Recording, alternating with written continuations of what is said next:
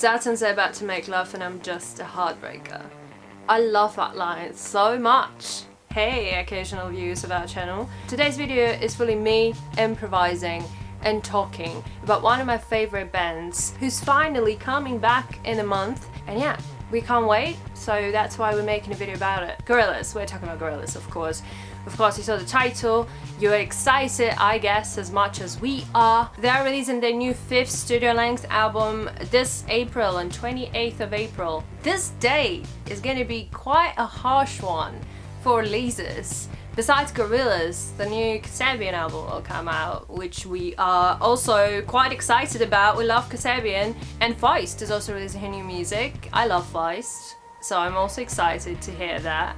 I love the single, so yeah. And I'm pretty sure another bunch of artists will come out with more albums that Friday, and we will lose our fucking minds over all of that amazing music. I don't actually see the point of discussing Gorillaz as a band, because I'm pretty sure everyone knows everything about that band. Well, the general info about it being a versatile band and about it being, you know, headmastered by Damon Albarn of Blur, of The Good, The Bad and The Queen, of so many projects, and by amazing artists and illustrator Jamie Hewlett. What else? Gorillaz has 4 band members, 4 characters, which went through a lot of stuff through the years, a lot of weird experiences, including some, you know, death conspiracies, flying islands, abandoned houses in the middle of a graveyard, beheaded famous bands frontmen, their own Converse kicks, performing with Madonna. Yeah, Gorillaz, they're legendary, man. If you don't know who Gorillaz are, who stand behind Gorillaz, man, I guess you've been slipping under the rock the whole time, because it's pretty much hard not to know that, or not ever encounter with one of their hits like Clint Eastwood, Feel Good Inc., Kids with Guns, Dare, Melancholy Hill, Stylo. So many amazing tracks. So many beautifully written and produced hits. The last album they came out with was The Fall in 2011, and before that, Plastic Beach, the infamous Phase 3. After which, as far as I remember, both Damon and Hewlett said that, oh well, that's the last Gorillaz story album we do. That's the end. We don't do Gorillaz anymore. But you know, Albarn, he is all into comebacks. Blur is a great example of that. So thanks Lord Jesus, we do have another Gorillaz album coming up this April called Humanz, with a Z, because you know, we ain't playing shit, we put Z in everything because we Gorillaz. Humanz has this really interesting cover. Well, if it is a cover, I guess it is, because it's officially everywhere now. It does remind a lot of the Demon Days cover. Fucking masterpiece, love that album so much. It sort of brings that aesthetic back, but you know, all 4 characters, they are much more humanized. This is a word, humanized, I guess it is. They're much more humans rather than 2D drawn pictures from like the Phase 1, the 2010 era, like in the very first music videos. Cover plus the title Humanz plus some of the hints from the interviews which Damon gave on some radio shows, that it might be inspired by maybe merging everything and Gorillaz becoming more involved in our own modern world in 2017, because Gorillaz now use social networks and they give interviews for big media outlets like Noisy. They get involved in fashion magazines and some photo shoots. They act in some commercials, and it's not like they never done that before. I do still remember that amazing MTV Cribs episode with Gorillaz and their house, the Demon Days era house. But this time it does feel maybe just a bit more involved than before. Plus the characters, they always try to speak on quite problematic topics, quite concerning stuff, social, political stuff. Noodle, for example, proclaiming female power and being a true feminist, modern day feminist. Thus far, this is my guess on why it's called Humanz and why is the cover is like that. But allegedly the theme of the album, of the music on this album, as far as Damon said in the BBC Radio 1 interview, he came up with that idea last year about how would the world feel and how would the world react if something bad happens. What's gonna be on the next day? What kind of reaction there will be from people? Would they go out and meet each other? Would they stay in their homes, you know, watching TV? Would they party?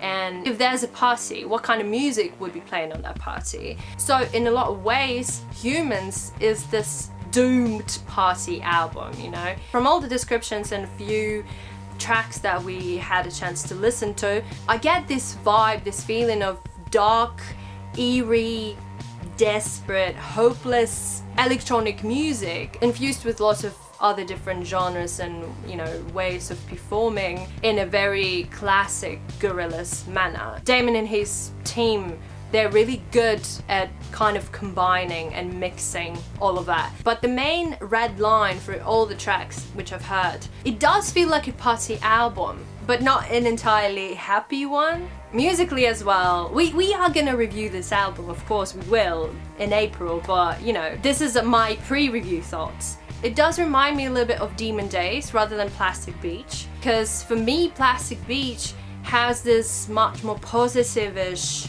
energy to it, and Demon Days was this really eerie and dark thing, and this one, Humanz, it does feel like a mix of both, but mostly the bass is still very darkened. The album will feature 26 tracks on the deluxe version. It does feature dozens of amazing artists. It was really interesting to hear Damon talk about how they choose collaborators for their music, for Gorillaz music, and he was talking about how, of course, they think about the tone of the voice and how the performer will match the album thematically and, you know, charismatically, stylistically, I guess. But he also said that they were asking artists themselves, like, how do you think people will react? What do you think people will do after something terrible happens? They would ask about Trump. What if Trump wins? And at the time, in 2016, of course, nobody knew that it actually going to end up that way. Yeah, it's not an album about Trump, and I don't believe that it's going to be quite a political, social commentary heavy thing as far as Hallelujah Money goes. I think Hallelujah Money is the top of how political Gorillaz can actually be. Maybe I'm wrong, I don't know. But yeah, I just really like the way of how Damon chooses from that spectrum of artists out there.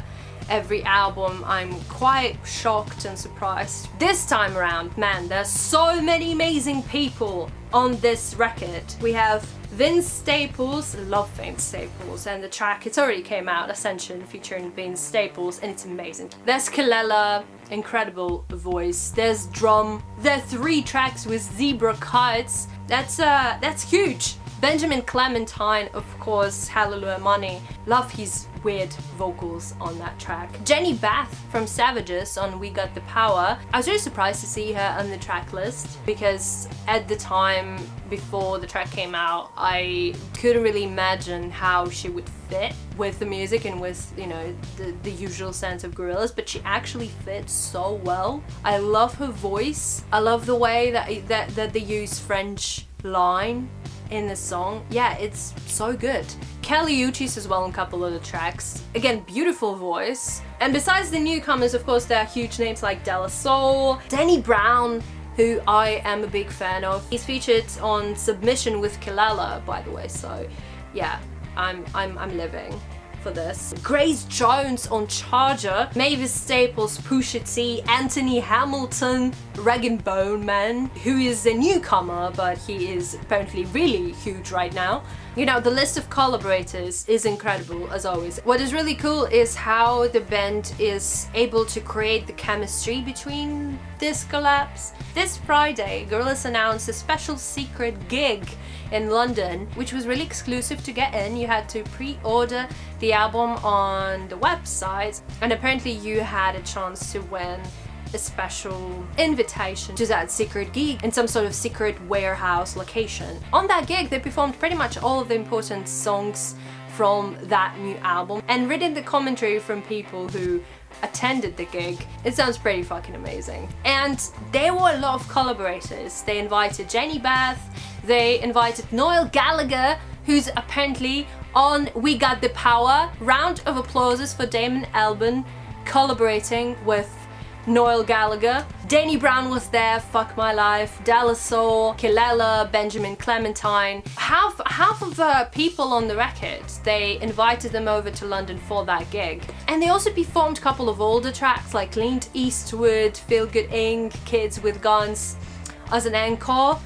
I live. This is too much. But anyway, they premiered the album on that London gig, which was not that actually secret. A lot of people were talking about that they will throw a gig. Sometime before that, the tracklist for the album actually got leaked and people started to Google the song name and they found those Stage Plans videos on Vimeo. Apparently some company of people who do like this stage design for that performance, and on those videos there are a lot of unreleased tracks. So besides 4 officially released ones and Hallelujah Money, which for some reason is not yet available, there's a good studio version, or well, a very late demo version of a song called Busted and Blue featuring Kilella. It's an amazing ballad. I love that ballad so much. If you want to listen to it, I recommend you to listen to it. And then of course buy the album. Or like, you know, listen to it via the streaming service. But man, then with those leaked videos, there was like some parts of the tracks and one of them, I don't know the name, I don't know the featured artist, but it really reminded me of Death Grips. I'm really looking forward to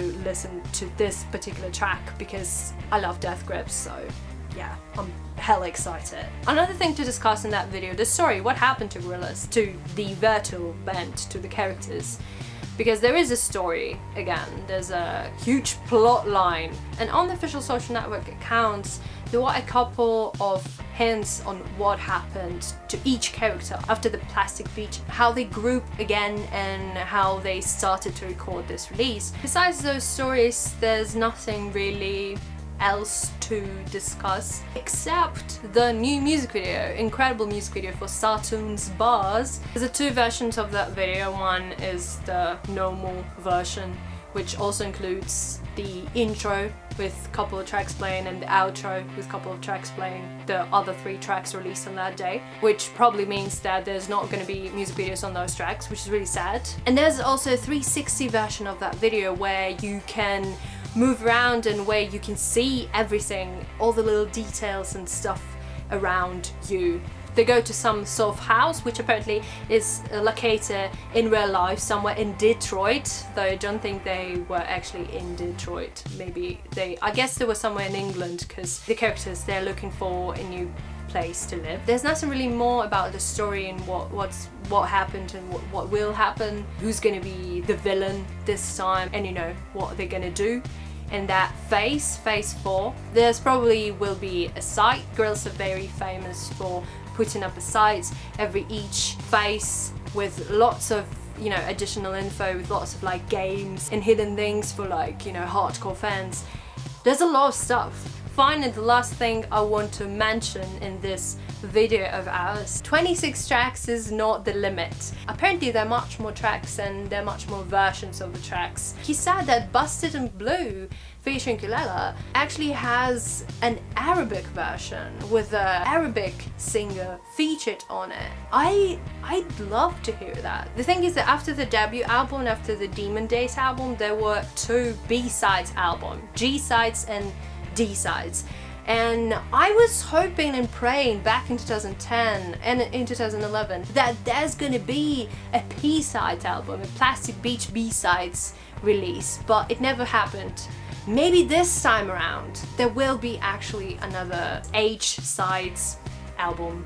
It will work. I'm also hoping for the movie. Great worldwide tour, maybe some festivals, maybe some European festivals next summer. Please do that for us, for everybody out there. But yeah man, Gorillaz, they're back. They will be back on 28th of April. We can't stop listening to those 4 tracks, officially released 4 tracks, and I also listen to Busted and Blue on repeat quite a lot because I love it.